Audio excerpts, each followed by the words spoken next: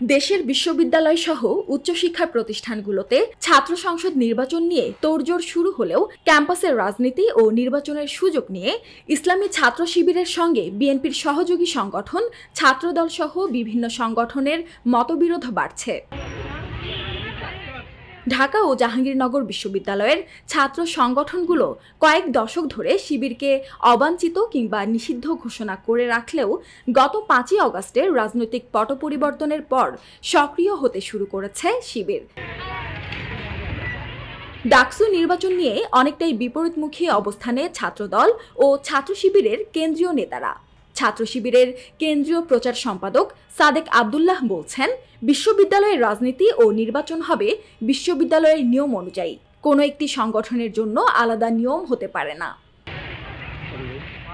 অন্যদিকে ছাত্রদলের কেন্দ্রীয় সাধারণ সম্পাদক নাসির উদ্দিন নাসির বলছেন, নির্বাচন দ্রুত হওয়া উচিত, কিন্তু নির্বাচনের আগে বিশ্ববিদ্যালয় পরিচালিত হয় যে ৭৩-এর অধ্যাদেশ, এর ভিত্তিতে সেটি যুগোপযোগী করতে হবে।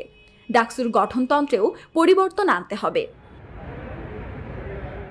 এদিকে শেখ হাসিনা সরকারের বিরুদ্ধে আন্দোলনে নেতৃত্ব দেওয়া বৈষম্য বিরোধী ছাত্র আন্দোলন ও তাদের সমর্থিত জাতীয় নাগরিক কমিটি জানিয়ে দিয়েছে, জানুয়ারির শেষে বা ফেব্রুয়ারির শুরুর দিকে ছাত্র সংসদ নির্বাচনগুলো শুরু হওয়া উচিত। এমন প্রেক্ষাপটে ঢাকা ও জাহাঙ্গীরনগর বিশ্ববিদ্যালয় ছাত্র সংসদ নির্বাচনের জন্য প্রাথমিক প্রস্তুতির কাজ শুরু করেছে, কিন্তু উভয় বিশ্ববিদ্যালয়েই কিছু সংগঠনের বিরোধিতার মুখে পড়েছে ছাত্র শিবির। দীর্ঘ ২৮ বছর অচল থাকার পর বিগত আওয়ামী লীগ সরকারের আমলে ২০১৯ সালে ডাকসু নির্বাচনের আয়োজন করা হয়। এরপর সেখানেও আর কোনো নির্বাচন হয়নি।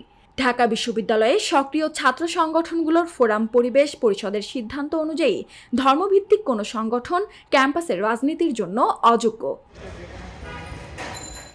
যদিও গত ৫ই অগাস্টের রাজনৈতিক পট পরিবর্তনের পর ঢাকা, জাহাঙ্গীরনগর ও জগন্নাথ বিশ্ববিদ্যালয়ে কমিটি ঘোষণা করে সক্রিয় রাজনীতি শুরু করেছে ছাত্র শিবির। সুরাইয়া শুভ্রা, নিখাত খবর।